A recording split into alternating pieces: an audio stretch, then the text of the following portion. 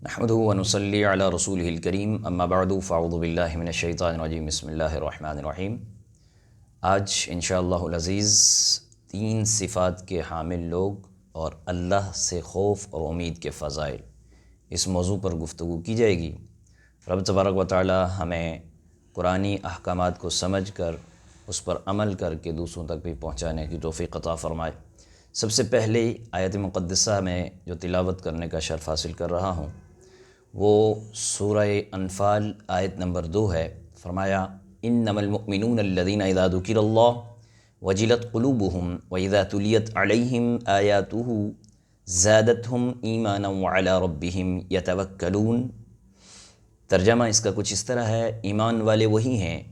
کہ جب اللہ یاد کیا جائے ان کے دل ڈر جائیں،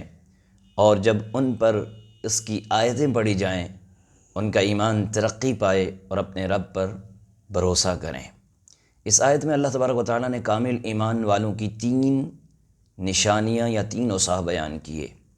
کامل ایمان والوں میں سے کامل ایمان والوں کے جو 3 اوصاف بیان کیے، اپنے ایمان میں سچے اور کامل لوگوں کا پہلا وصف یہ بیان ہوا کہ جب اللہ تبارک و تعالیٰ کو یاد کیا جائے تو ان کے دل ڈر جائیں۔ اللہ تعالیٰ کا خوف 2 طرح کا ہوتا ہے، عذاب کے خوف سے گناہ کو ترک کر دینا، اور اللہ کے جلال، اس کی عظمت اور اس کی بے نیازی سے ڈرنا۔ پہلی قسم کا خوف عام مسلمانوں میں ہے، یعنی عذاب کے خوف سے گناہ کو ترک کر دینا، یہ عام مسلمانوں میں سے پرہیزگاروں کو ہوتا ہے۔ اور دوسری قسم کا جو خوف ہے کہ اللہ تبارک و تعالیٰ کے جلال، اس کی عظمت، اس کی کبریائی، اس کی بے نیازی سے ڈرنا، تو یہ دوسری قسم کا خوف انبیاء، مرسلین، اولیاء کاملین، مقرب فرشتوں کو ہوتا ہے، اور جس کا اللہ تعالیٰ سے جتنا زیادہ قرب ہوتا ہے اسے اتنا ہی زیادہ خوف ہوتا ہے۔ تفسیر کبیر میں اسی حوالے سے بھی نوٹ کیا ہے، جیسا کہ امی جان امیر المومنین حضرت عائشہ صدیقہ طیبہ طاہرہ مفتی عفیفہ رضی اللہ تعالیٰ عنہ روایت کرتی ہیں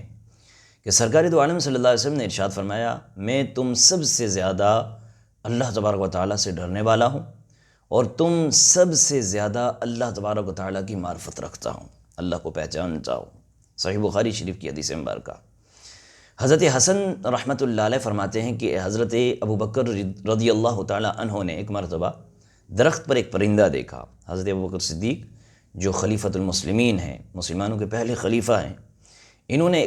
ایک جو درخت تھا اس پر ایک پرندے کو دیکھا تو فرمانے لگے، اے پرندے تیرے لیے کتنی بلائی ہے، یہ خوف خدا ہے۔ اب خوف خدا کی وجہ سے آپ یہ کیسی بات ارشاد فرماتے ہیں کہ اے پرندے تیری کتنی بلائی ہے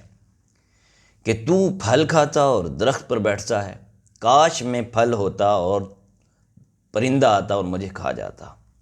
حضرت عبداللہ بن عامر بن ربیعہ رضی اللہ تعالیٰ عنہ فرماتے ہیں، میں نے حضرت عمر بن خطاب رضی اللہ تعالیٰ عنہ کو دیکھا کہ آپ نے زمین سے ایک تنکا اٹھا کر فرمانے لگے، کاش میں ایک تنکا ہوتا، کاش میں کچھ بھی نہ ہوتا، کاش میں پیدا نہ ہوا ہوتا، کاش میں بھولا بسرا ہوتا۔ یہ کیوں؟ اللہ کے خوف سے۔ حالانکہ اللہ کے پیارے نبی، آخری نبی، سچے نبی صلی اللہ علیہ وسلم نے ان کو جنت کی بشارت دی ہے۔ یہ جنت کی بشارت پانے والے اللہ کے خوف سے کس طرح لرز رہے ہیں۔ حضرت عبداللہ بن مسعود رضی اللہ تعالیٰ روایت کرتے ہیں کہ سرکار دو عالم صلی اللہ علیہ وسلم نے ارشاد فرمایا، جس مومن بندے کی آنکھ سے اللہ پاک کے خوف سے آنسو نکلے، خواہ وہ آنسو مچھر کے سر جتنا ہو، پھر وہ آنسو اس کے رخسار کے سامنے کے حصے کو مس کرے، تو اللہ تبارک و تعالیٰ اس پر دوزخ کی آگ کو حرام کر دیتا ہے۔ سنن ابن ماجہ شریف کی حدیث مبارکہ۔ یہ پہلے وصف کے متعلق بات ہوئی۔ دوسرا وصف یہ بیان ہوا کہ اللہ کی آیات کو سن کر ان کے ایمان میں اضافہ ہوتا ہے، تقویت ہوتی ہے۔ اب یہاں ایمان میں زیادتی سے مراد کیا ہے؟ ایمان میں زیادتی سے مراد ایمان کی مقدار میں زیادتی مراد نہیں ہے کہ ان کا 4 کلو ایمان ہو جاتا ہے، 6 کلو ایمان، 10 کلو ایمان ہو جاتا ہے، یہ نہیں۔ اس سے مراد یہ ہے کہ ایمان کی کیفیت میں زیادتی ہوتی ہے، ان کا ایمان پختہ ہو جاتا ہے، مضبوط ہو جاتا ہے۔ اور تیسرا وصف یہ بیان ہوا کہ وہ اپنے رب پر ہی بھروسہ کرتے ہیں، یعنی وہ اپنے تمام کام اللہ تبارک و تعالیٰ کی سپرد کر دیتے ہیں، اس کے علاوہ کسی سے امید نہیں رکھتے، اس کے علاوہ وہ کسی سے ڈرتے نہیں ہیں۔ وہ ہے نا، هو الذی یریکم البرق خوفا وطمعا وینشئ السحاب الثقال، یہ سورہ مبارکہ سورۃ الرعد آیت نمبر 12۔ ارشاد ہوا کہ وہی ہے کہ تمہیں بجلی دکھاتا ہے، وہی ہے تمہیں بجلی دکھاتا ہے، ڈر کو اور امید کو اور بھاری بدلیاں اٹھاتا ہے۔ اس آیت میں اللہ تبارک و تعالیٰ نے اپنی عظیم قدرتوں میں سے ایک ایسی چیز کا بیان کیا جو ایک اعتبار سے نعمت بھی ہے اور ایک اعتبار سے عذاب بھی ہے۔ آیت کا خلاصہ یہ ہے کہ رب تبارک و تعالیٰ وہی ہے جو اپنے بندوں کو بجلی دکھاتا ہے، اس حال میں کہ بعض لوگ بجلی گرنے سے ڈرتے ہیں اور بعض لوگ بارش کی امید لگائے ہوئے ہوتے ہیں۔ دل میں خوف اور امید دونوں رکھنے چاہیے نا۔ یاد رہے کہ بارش مقیم اور مسافر دونوں کے لیے کبھی نقصان کا سبب ہوتی ہے، اور اس سے ان کے مال اور اسباب اور ذخیرے کی ہوئی گندم وغیرہ خراب ہو جانے کا اندیشہ ہوتا ہے، اور کبھی فائدے کا باعث ہوتی ہے۔ مسافر کو اپنی ضروریات میں استعمال کے لیے پانی مل جاتا ہے اور مقیم کی فصلوں کی نشو و نما ہوتی ہے۔ اس طرح بجلی کا چمکنا بھی مقیم اور مسافر دونوں کے لیے کبھی فائدے ہوتا ہے اور کبھی نقصان کا باعث ہوتا ہے۔ لہٰذا ہر انسان کو چاہیے کہ وہ اپنے دل میں خوف اور امید دونوں رکھے، کیونکہ اللہ تبارک و تعالیٰ کبھی وہ چیز لاتا ہے کہ جس میں ظاہری اعتبار سے تو شر ہوتا ہے لیکن در حقیقت اس میں بھلائی ہوتی ہے، اور کبھی وہ چیز لاتا ہے جس میں ظاہری اعتبار سے بھلائی ہوتی ہے لیکن در حقیقت اس میں شر ہوتا ہے۔ اسی طرح ایک اور آیت مقدسہ اللہ تبارک و تعالیٰ قرآن کریم فرقان حمید میں ارشاد فرماتا ہے کہ تتجافى جنوبهم عن المضاجع يدعون ربهم خوفا وطمعا، اور اسی طرح ومن آیاته يريكم البرق خوفا وطمعا وينزل من السماء ماء فيحيي به الارض بعد موتها ان في ذلك لآیات لقوم يعقلون۔ یہ آیت مقدسہ یہ سورۃ الروم آیت نمبر 24 ارشاد ہوتا ہے، اور اس کی نشانیوں سے ہے کہ تمہیں بجلی دکھاتا ہے، ڈراتی اور امید دلاتی، اور آسمان سے پانی اتارتا ہے تو اس سے زمین کو زندہ کرتا ہے، اور اس کے مرے پیچھے بے شک اس میں نشانیاں ہیں عقل والوں کے لیے۔ اس آیت میں اللہ تبارک و تعالیٰ نے خارجی کائنات کے عارضی اوصاف سے اپنی قدرت اور مرنے کے بعد اٹھائے جانے پر استدلال فرمایا ہے۔ چنانچہ آیت کا خلاصہ کچھ اس طرح ہے کہ اللہ تبارک و تعالیٰ کا تمہیں ڈرانے اور امید دلانے کے لیے بجلی کا دکھانا اور آسمان سے پانی کا اتار کر بنجر زمین کو سرسبز و شاداب کر دینا اس کی قدرت کی نشانیوں میں سے ہے کہ جب بادلوں میں بجلی چمکتی ہے تو بسا اوقات تم خوف زدہ ہو جاتے ہو کہ کہیں یہ گر کر ہمیں نقصان نہ پہنچا دے، اور کبھی تمہیں اس سے امید یہ ہوتی ہے کہ اس کے بجلی کے چمکنے کے بعد بادل بنیں گے اور بادل سے بارش برسے گی۔ جب اللہ تبارک و تعالیٰ بارش نازل فرماتا ہے تو اس کے پانی سے بنجر زمین سرسبز و شاداب ہو کر لہلانے لگتی ہے، کھیتیاں پھلنے پھولنے لگتی ہیں، باغات میں درخت پھلوں سے بھرنے لگتے ہیں۔ یہ چیزیں دیکھ کر حقیقی طور پر غور و فکر کرنے والے اس نظام کو چلانے والے کی معرفت حاصل کرتے ہیں کہ برس ہا برس سے زمینوں کے سرابی اور ان کی سرسبز و شادابی کا یہی نظام، اور اس نظام کے تسلسل اور یکسانیت سے ظاہر ہوتا ہے کہ اسے بنانے والا، اسے چلانے والا موجود ہے، واحد ہے، وہ یکتا ہے۔ قل هو اللہ احد اللہ الصمد لم یلد ولم یولد ولم یکن لہ کفوا احد۔ اس کی قدرت کاملہ ہے، اس میں یہ نشانی بھی ہے کہ اللہ تعالیٰ جس طرح مردہ زمین کو، بنجر زمین کو زندہ فرماتا ہے، اسی طرح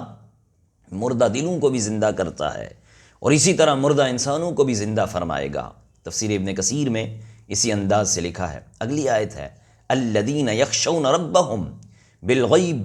وہم من الساعۃ مشفقون، سورۃ الانبیاء آیت نمبر 49۔ اور جو بے دیکھے اپنے رب سے ڈرتے ہیں نا، انہیں قیامت کا اندیشہ لگا ہوا ہے۔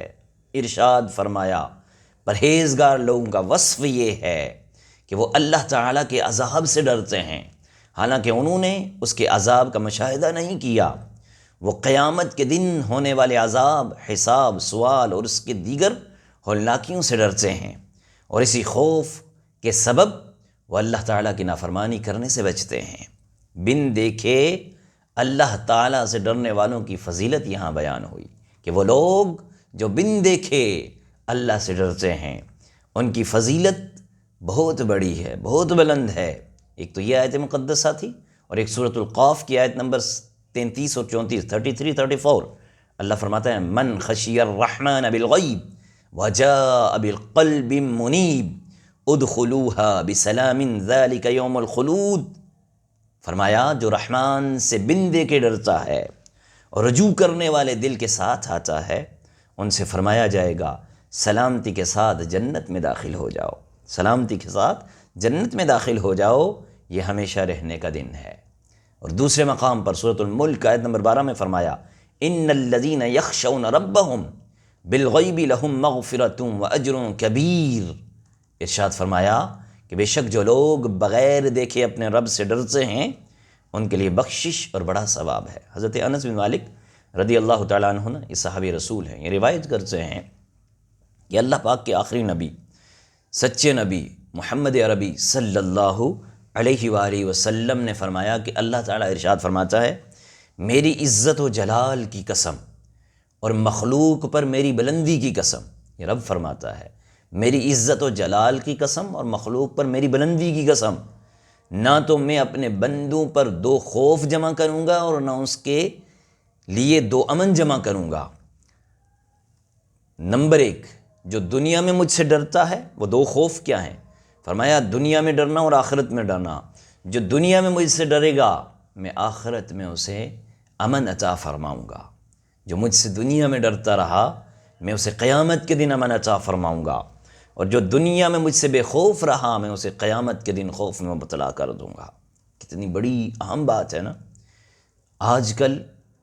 کیا ہوتا ہے، بے خوف و خطر گناہ پہ گناہ کیے جاتے ہیں۔ اے گناہ کرنے والو ڈر جاؤ، اللہ رب العزت کا ہار بھی ہے، جبار بھی ہے۔ دعا ہے اللہ تبارک و تعالی ہمیں اپنے پرہیزگار بندوں میں، اپنے خوف والے بندوں میں شامل فرمائے، دنیا میں ہمیں اپنا خوف نصیب فرمائے، آخرت میں خوف سے محفوظ فرمائے۔ اسی طرح قرآن کریم فرقان حمید میں سورہ مؤمنون کی آیت نمبر 57 سے 61 تک اللہ تبارک و تعالی ارشاد فرماتا ہے ان الذین هم من خشیۃ ربهم مشفقون والذین هم بآیات ربهم یؤمنون والذین هم بربهم یشرکون والذین یؤتون ما آتوا وقلوبهم وجلۃ انہم الی ربهم راجعون اولئک یسارعون فی الخیرات وهم لها سابقون۔ بے شک وہ جو اپنے رب کے ڈر سے سہمے ہوئے ہیں، جو اپنے رب کے ڈر سے سہمے ہوئے ہیں، اور وہ جو اپنے رب کی آیتوں پر ایمان لاتے ہیں، اور وہ جو اپنے رب کا کوئی شریک نہیں کرتے، اور وہ جو دیتے ہیں جو کچھ دیں، اور ان کے دل ڈر رہے ہیں کہ یوں کہ ان کو اپنے رب کی طرف پھیرنا ہے، ان کو اپنے رب کی طرف پھرنا ہے۔ یہ لوگ بلائیوں میں جلدی کرتے ہیں اور یہی سب سے پہلے انہیں پہنچیں گے۔ سورۃ المؤمنون کی آیت نمبر 57، 58، 59، 60 اور 61، ان آیات میں ایمان والوں کے اوصاف بیان فرمائے جا رہے ہیں، ایمان والوں کے اوصاف بیان فرمائے جا رہے ہیں۔ چنانچہ ان کا ایک وصف یہ ہے کہ وہ اپنے رب کے عذاب سے خوف زدہ ہیں، وہ اپنے رب کے عذاب سے خوف زدہ ہیں۔ حضرت حسن بصری رضی اللہ تعالیٰ عنہ نے فرمایا کہ مومن نیکی کرنے کے باوجود اللہ سے ڈرتا ہے، مومن نیکی کرنے کے باوجود اللہ سے ڈرتا ہے، کہ جب کہ منافق جو ہے نا وہ گناہ کرنے کے باوجود بھی بے خوف رہتا ہے۔ دوسرا وصف یہ بیان کیا کہ وہ اپنے رب کی آیتوں پر ایمان لاتے اور ان کے تمام کتابوں، اس کی تمام کتابوں کو مانتے ہیں، توریت ہے، زبور ہے، انجیل ہے، قرآن ہے، ان تمام کتابوں کو مانتے ہیں۔ فرمایا تیسرا وصف یہ کہ وہ عرب کے مشرکوں کی طرح اپنے رب کے ساتھ کسی کو شریک نہیں کرتے۔ اور ایمان والوں کا چوتھا وصف یہ بیان فرمایا کہ وہ اللہ پاک کی راہ میں جو کچھ ہے زکوٰۃ ہو صدقات ہو وہ دیتے رہتے ہیں، یا جو نیک اعمال بجا لاتے ہیں، اس وقت ان کا حال یہ ہوتا ہے کہ ان کے دل اس بات سے ڈرتے ہیں، ان کے دل اس بات سے ڈرتے ہیں کہ کہیں ان کے اعمال رد نہ کر دیے جائیں، کہیں ان کے اعمال خبط نہ ہو جائیں، ضبط نہ ہو جائیں، رد نہ ہو جائیں، کیونکہ انہیں یقین ہے کہ وہ اپنے رب کے حضور اور اپنے رب کی طرف لوٹنے والے ہیں، پھرنے والے ہیں۔ ترمذی شریف کی حدیث مبارکہ ہے نا، امی جان سیدہ طیبہ طاہرہ مفتی عفیفہ ام المومنین حضرت عائشہ صدیقہ رضی اللہ تعالیٰ عنہا نے دو عالم کے سردار صلی اللہ علیہ وآلہ وسلم سے دریافت کیا کہ اس آیت میں کن لوگوں کا بیان ہے یا آقا؟ کیا ان لوگوں کا بیان ہے جو شرابیں پیتے ہیں، ان لوگوں کا بیان ہے جو چوریاں کرتے ہیں، ان لوگوں کا بیان ہے جو گناہ کرتے ہیں، کن کا بیان ہے؟ ارشاد فرمایا اے صدیق کی بیٹی عائشہ، ایسا نہیں ہے اس آیت میں، بلکہ ان لوگوں کا بیان ہے جو روزے رکھتے ہیں، ان لوگوں کا بیان ہے جو نمازیں پڑھتے ہیں، جو صدقے دیتے ہیں، جو زکوٰۃیں دیتے ہیں، جو اللہ سے ڈرتے رہتے ہیں کہ کہیں ہمارے اعمال نامقبول نہ ہو جائیں، کہیں ہمارے اعمال رد نہ ہو جائیں۔ ترمذی شریف کی حدیث مبارکہ 3186 ہے۔ نیکی کرنا اور ڈرنا ایمان کے کمال علامت ہے۔ ایمان کی جو کمال علامت بیان کی نا، وہ نیکی کرنے کے بعد ڈرنا ہے کہ کہیں میری نیکی جو ہے وہ رد تو نہیں ہو جائے گی، کہ میرے اعمال خبط تو نہیں ہو جائیں گے۔ اس آیت سے معلوم ہوا کہ نیکی کرنا اور ڈرنا کمال ایمان کی علامت ہے۔ اور اب دیکھیے پہلے زمانے کے لوگ اور آج کے زمانے کے لوگوں میں کتنا فرق ہے۔ امام محمد بن محمد غزالی رحمۃ اللہ علیہ نا یہ فرماتے ہیں کہ پہلے زمانے کے لوگ دن رات عبادت کرتے، جو بھی عمل کرتے دل میں خوف خدا رہتا تھا، خوف خدا رکھتے تھے، انہوں نے اپنے رب کی طرف لوٹ کر جانا ہے، انہیں یہ خوف ہوتا تھا۔ وہ دن ہو یا رات ہو، وہ دن میں روزے رکھتے، رات میں عبادت گزاری کرتے، اس کے باوجود اپنے نفسوں کے بارے میں خوف زدہ رہتے، وہ بہت زیادہ تقوی اختیار کرتے، خواہشات اور شبہات سے بھی بچتے، اس کے باوجود وہ تنہائی میں گڑ گڑاتے رہتے، روتے رہتے، وہ اللہ کی بارگاہ میں توبہ استغفار کرتے رہتے۔ اور ایک آج کا زمانہ ہے، اب حالت یہ ہے کہ لوگوں کو مطمئن، خوش اور بے خوف دیکھو گے، حالانکہ وہ گناہوں پر اوندے گرے ہوئے ہیں، دنیا میں پوری توجہ رکھتے ہوئے ہیں اور اللہ سے منہ پھیر رکھا ہے۔ ان کا خیال ہے کہ وہ اللہ کے فضل و کرم پر یقین رکھتے ہیں، اس کے عفو درگزر اور مغفرت کی امید رکھتے ہیں۔ گویا ان کا گمان یہ ہے کہ انہوں نے جس طرح اللہ کے فضل و کرم کی معرفت حاصل کی ہے، اس طرح انبیاء کرام، صحابہ کرام علیہم رضوان اور پہلے بزرگان دین کو بھی حاصل نہ تھی۔ اگر یہ بات محض تمنا اور آسانی سے حاصل ہو جاتی تو ان بزرگان دین کے رونے، ان کے خوف کھانے، ان کے غمگین ہونے کا کیا مطلب؟ حضرت معقل بن یسار رضی اللہ تعالیٰ عنہ روایت کرتے ہیں کہ سرور کائنات خاتم النبیین صلی اللہ علیہ وسلم نے ارشاد فرمایا، لوگوں پر ایک ایسا زمانہ آئے گا، لوگوں پر ایک ایسا زمانہ آئے گا جس میں قرآن پاک ان کے دلوں میں ایسا پرانا ہو جائے گا جیسے بدن پر پرانے کپڑے ہوتے ہیں۔ ان کے تمام کام لالچ کی وجہ سے ہوں گے، جس میں خوف نہیں ہوگا۔ اگر ان میں سے کوئی اچھا عمل کرے گا بھی تو کہے گا یہ مقبول ہوگا، اور اگر برائی کرے گا تو کہے گا میری بخشش ہو جائے گی۔ اسی طرح ایک اور آیت مقدسہ ہے، وہ آیت مقدسہ سورہ قاف ہے، آیت نمبر 33 اور 30 سے لے کر 35 تک فرمایا گیا، من خشی الرحمن بالغیب وجاء بقلب منیب ادخلوها بسلام ذلك یوم الخلود یوم الخلود لہم ما یشاؤون فیہا ولدینا مزید۔ جو رحمان سے بے دیکھے ڈرتا ہے، رجوع کرتا ہوا دل لایا، ان سے فرمایا جائے گا کہ جنت میں جاؤ سلامتی کے ساتھ، یہ ہمیشگی کا دن ہے۔ اور دوسری آخری آیت میں فرمایا کہ ان کے لیے ہے، ان میں جو چاہیں، اور ہمارے پاس اس سے بھی زیادہ ہے، اس سے بھی زیادہ۔ اس آیت اور اس کے بعد والی آیت کا خلاصہ یہ ہے کہ جو شخص اللہ تعالیٰ کے عذاب کو دیکھے بغیر اس سے ڈرتا ہے،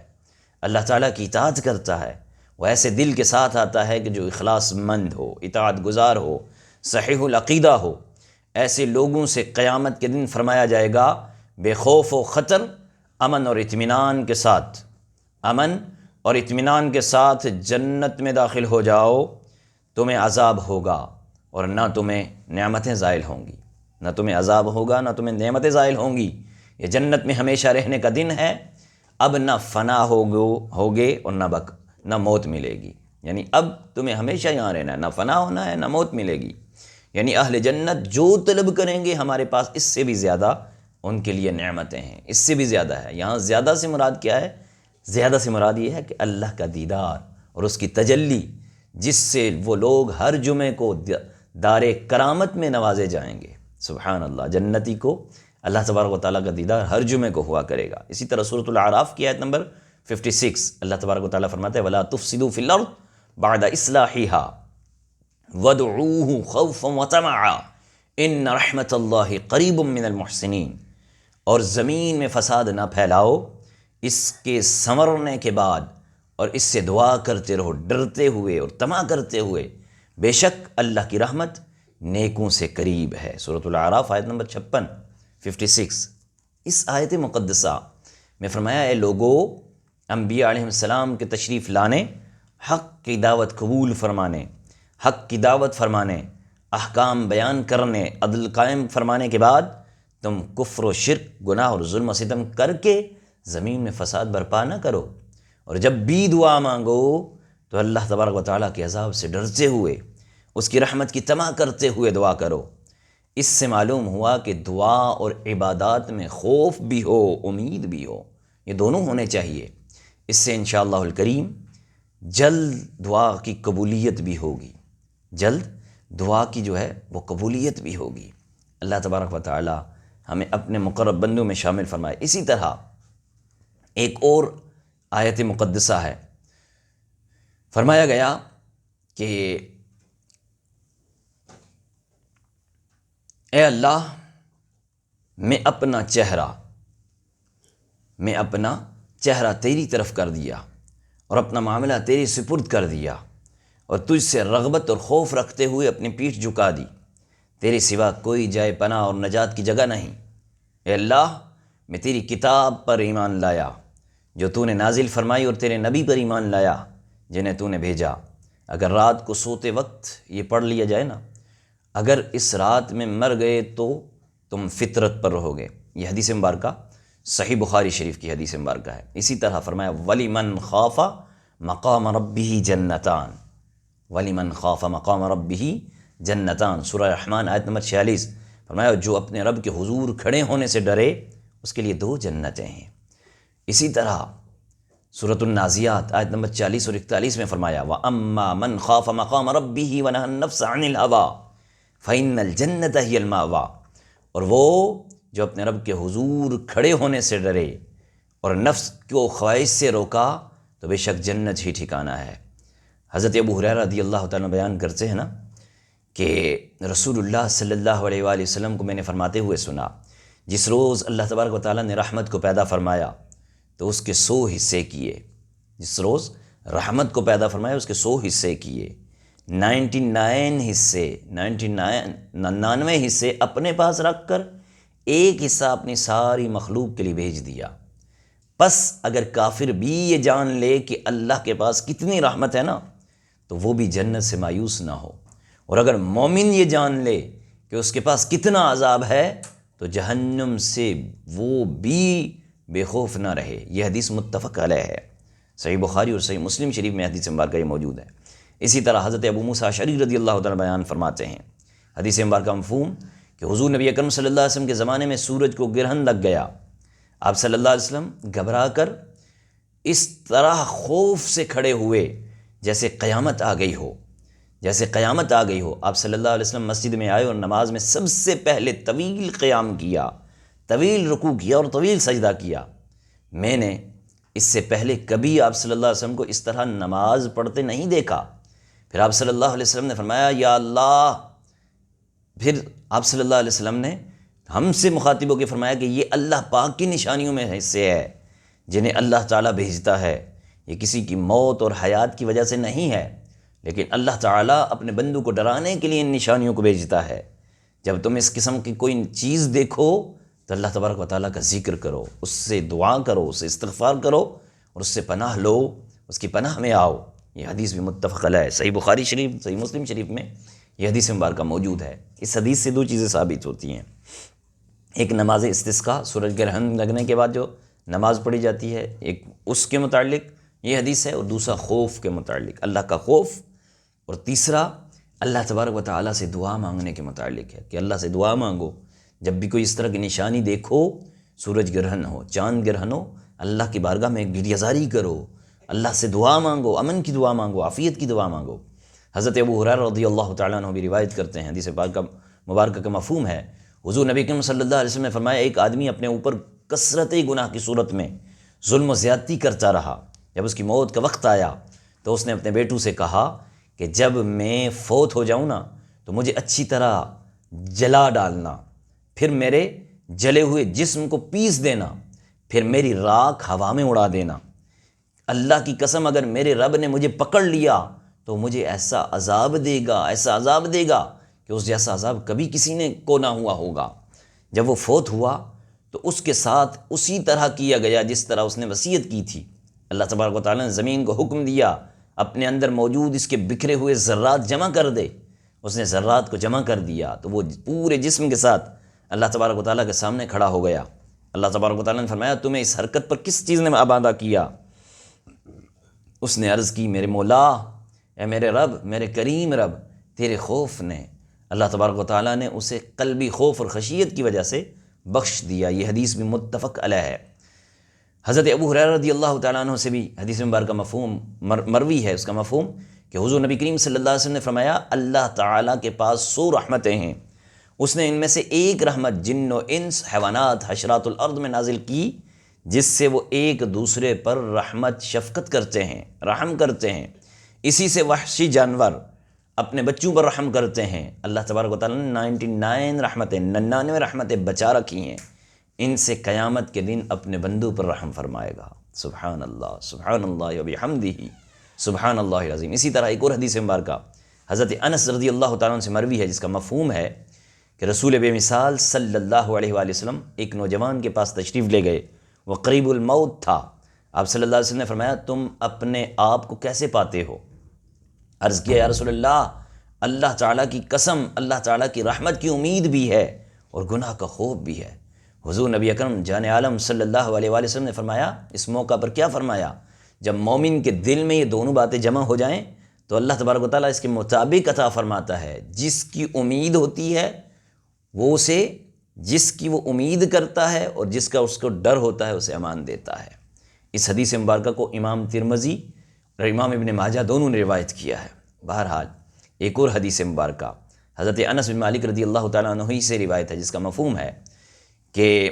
میں نے حضور نبی کریم صلی اللہ علیہ وسلم کو فرماتے ہوئے سنا کہ اللہ تبارک و تعالیٰ نے فرمایا اے ابن آدم، جب تک تو مجھ سے دعا کرتا رہے گا اور امید رکھے گا، جو کچھ بھی تو کرتا رہے گا میں تجھے بخشتا رہوں گا اور مجھے کوئی پرواہ نہیں۔ اے ابن آدم، اگر تیرے گناہ آسمانوں کے بادلوں تک پہنچ جائیں پھر بھی تو بخشش مانگے مجھ سے تو میں بخش دوں گا، مجھے کوئی پرواہ نہیں۔ اے ابن آدم، اگر تو زمین بر کے برابر گناہ بھی لے کر آئے، میرے پاس آئے، پھر مجھ سے اس حالت میں ملے کہ تو نے میرے ساتھ کسی کو شریک نہ کیا ہوگا، تو یقیناً زمین بر کے برابر بھی تیرے گناہ میں بخش دوں گا۔ اس حدیث کو امام ترمذی، امام دارمی نے روایت کیا، اور امام ابو موسیٰ اور امام جو عیسیٰ ترمذی ہیں رضی اللہ تعالیٰ عنہم، انہوں نے بھی اس کو روایت کی۔ حضرت عبداللہ ابن عباس رضی اللہ تعالیٰ عنہما سے بھی روایت ہے، وہ بیان کرتے ہیں، جس کا مفہوم ہے کہ حضور نبی کریم صلی اللہ علیہ وآلہ وسلم نے ارشاد فرمایا، جب اللہ تبارک و تعالیٰ نے اپنے نبی مکرم صلی اللہ علیہ وسلم پر یہ آیت نازل فرمائی، اے ایمان والو، اپنے آپ کو اور اپنے اہل و عیال کو اس آگ سے بچاؤ جس کے ایندھن انسان اور پتھر ہیں، تو حضور نبی کریم صلی اللہ علیہ وسلم نے ایک دن صحابہ کرام میں اس کی تلاوت فرمائی۔ ایک نوجوان یہ آیت سن کر بے ہوش ہو کر گر گیا۔ حضور صلی اللہ علیہ وسلم نے اپنا دست مبارک، اپنا ہاتھ مبارک اس کے دل پر رکھا تو وہ دھڑک رہا تھا۔ حضور صلی اللہ علیہ وسلم نے فرمایا نوجوان کہو لا الہ الا اللہ۔ اس نے یہ کلمہ پڑھا تو آپ صلی اللہ علیہ وسلم نے اسے جنت کی بشارت دی۔ صحابہ کرام علیہم رضوان نے عرض کیا یا رسول اللہ، کیا وہ ہم میں سے ہے؟ آپ صلی اللہ علیہ وسلم نے فرمایا کیا تم نے اللہ تبارک و تعالیٰ کا فرمان نہیں سنا کہ وعدہ ہر اس شخص کے لیے ہے جو میرے حضور کھڑے ہونے سے ڈرا اور میرا وعدہ یعنی عذاب سے خائف ہوا۔ اس حدیث مبارکہ کو بھی امام حاکم نے، امام بیہقی نے بھی روایت کیا ہے۔ حضرت انس بن مالک رضی اللہ تعالیٰ عنہ روایت کرتے ہیں، حضور نبی کریم صلی اللہ علیہ وسلم نے فرمایا، جس شخص نے اللہ تعالیٰ کا ذکر کیا اور پھر خشیت الہی کی بنا پر اس کی آنکھوں سے اس قدر اشک رواں ہوئے کہ وہ زمین تک پہنچ گیا، تو اسے روز قیامت عذاب نہیں دیا جائے گا، اسے روز قیامت عذاب نہیں دیا جائے گا۔ حضرت ابو ہریرہ رضی اللہ تعالیٰ عنہ نبی کریم صلی اللہ علیہ وسلم سے ان باتوں میں سے جو آپ صلی اللہ علیہ وسلم نے اللہ تعالیٰ سے روایت کی، یعنی حدیث قدسی جو حضور علیہ السلام نے ارشاد فرمائی نا، اس کو مفہوماً یہاں پر بیان کیا جاتا ہے کہ اللہ تبارک و تعالیٰ نے فرمایا، مجھے میری عزت و جلال کی قسم، میں اپنے بندوں میں 2 خوف اور 2 امن اکٹھے نہیں کروں گا۔ اگر اس نے دنیا میں مجھ سے خوف رکھا تو میں اسے قیامت کے دن امن عطا کروں گا، اور اگر دنیا میں مجھ سے بے خوف رہا تو میں اسے قیامت کے دن خوف سے دوچار کر دوں گا۔ حضرت عباس بن عبد المطلب رضی اللہ تعالیٰ عنہ روایت کرتے ہیں، حضور نبی کریم صلی اللہ علیہ وسلم نے فرمایا، جب اللہ تبارک و تعالیٰ کے خوف سے کسی بندے کے رونگٹے کھڑے ہو جائیں تو اس کے گناہ ایسے جھڑ جاتے ہیں جیسے سوکھے درخت کے پتے۔ اسے امام بیہقی نے روایت کیا۔ اور ایک اور روایت میں، ہم حضور نبی کریم صلی اللہ علیہ وسلم کے ساتھ ایک درخت کے نیچے بیٹھے ہوئے تھے، اچانک تیز ہوا کا جھونکا چلا جس سے اس درخت کے خشک پتے گر گئے اور سبز پتے باقی رہ گئے۔ حضور صلی اللہ علیہ وسلم نے ارشاد فرمایا، اس درخت کی مثال کس طرح کی ہے؟ صحابہ کرام علیہم رضوان نے عرض کی، اللہ و رسولہ اعلم، اللہ اور اس کے رسول صلی اللہ علیہ وسلم بہتر جانتے ہیں، سب سے بہتر جانتے ہیں۔ آپ صلی اللہ علیہ وسلم نے فرمایا، اس کی مثال اس مومن کی مانند ہے جس نے خشیت الہی کے باعث جس کے رونگٹے کھڑے ہو گئے تو اس نے گناہ سے توبہ کی تو اس کے گناہ اس طرح جڑ گئے اور اس کی نیکیاں باقی رہ گئی۔ اس حدیث کو امام بیہقی نے اور ابو یعلیٰ نے بیان کیا۔ حضرت ابو ذر غفاری رضی اللہ تعالیٰ عنہ روایت کرتے ہیں کہ مجھے میرے حبیب صلی اللہ علیہ وسلم نے ہدایت فرمائی کہ میں خشیت الہی میں ایسا ہو جاؤں گویا میں اسے یعنی اللہ تبارک و تعالیٰ کو دیکھ رہا ہوں، ایسا ہو جاؤں کہ میں اللہ کو دیکھ رہا ہوں۔ بس اگر میں اسے نہیں دیکھ رہا تو کم از کم اس طرح کا ہو جاؤں کہ مجھے میرا رب دیکھ رہا ہے، میرا تصور یہ یقین ہی ہو جائے کہ مجھے میرا رب دیکھ رہا ہے، وہ ہر جگہ دیکھ رہا ہے، وہ ہر جگہ مجھے ملاحظہ فرما رہا ہے۔ حضرت معاذ رضی اللہ تعالیٰ سے مروی ہے، حضور نبی کریم صلی اللہ علیہ وسلم نے فرمایا، اگر تم اللہ تبارک و تعالیٰ سے اس طرح ڈرو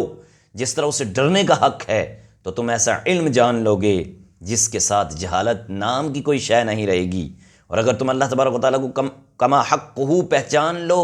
تو تمہاری دعاؤں سے پہاڑ ہل جائیں گے، تمہاری دعاؤں سے پہاڑ ہل جائیں گے۔ میرے دوست، میرے بزرگ، میرے بھائی،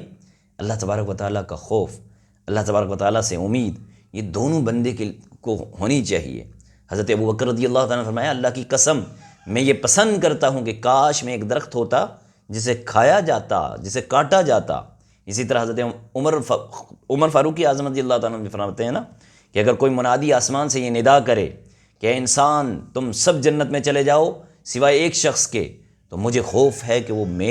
وہ شخص میرے سوا کوئی نہیں ہوگا۔ اور اگر کوئی منادی یوں ندا کرے کہ انسانو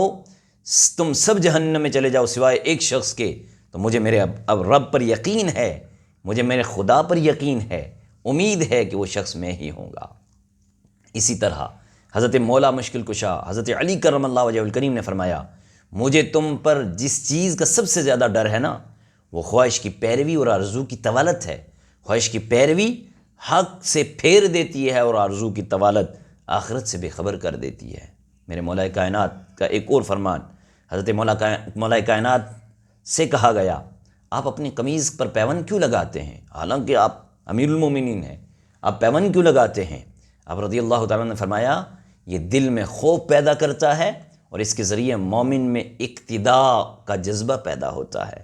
نہ کہ غرور کا جذبہ پیدا ہوتا ہے۔ اسی طرح عائشہ صدیقہ طیبہ طاہرہ رضی اللہ تعالیٰ عنہ روایت کرتی ہیں، حضرت مغیرہ بن حکم بیان کرتے ہیں، مجھے فاطمہ بنت عبد الملک نے کہا، اے مغیرہ، یقیناً بعض لوگ نماز روزہ میں عمر بن عبدالعزیز سے بڑھ گئے ہوں گے، لیکن میں نے لوگوں میں سے کوئی بھی شخص حضرت عمر بن عبدالعزیز رحمۃ اللہ علیہ سے بڑھ کر اللہ تعالیٰ سے ڈرنے والا نہیں دیکھا۔ جب آپ گھر میں داخل ہوتے تو اپنی جائے نماز میں بیٹھ جاتے، مسلسل روتے، مسلسل مناجات کرتے، یہاں تک کہ نیند آپ پر غالب آ جاتی، پھر بیدار ہوتے اور پوری رات اسی حالت میں گزار دیتے۔ اللہ کا خوف ہمارے دلوں میں ہونا چاہیے، اللہ سے امید بھی ہونی چاہیے۔ اللہ تبارک و تعالی ہم سب کو اپنا خوف عطا فرمائے۔